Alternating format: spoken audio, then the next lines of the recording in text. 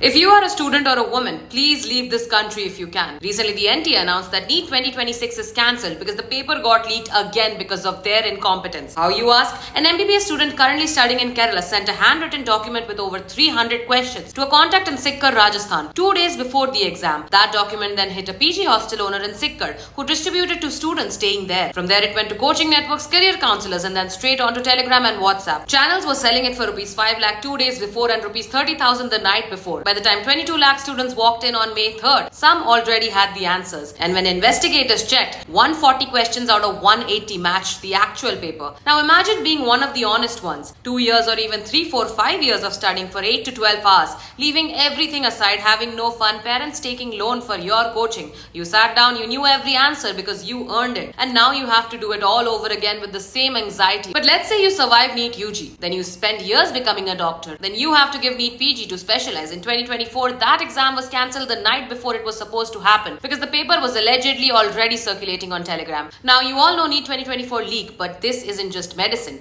In the last 10 years, 89 paper leak cases have happened and 48 retests have happened, like UGC NET 2024 cancelled within 24 hours of being conducted because the paper reached the dark net. SSC, BPSC, REIT, railway exams leaked, manipulated, cancelled every single year. In the end of this video, I'm going to attach screenshots of my conversation with NEET students and how they are feeling. Hope this makes you realize how broken this system is.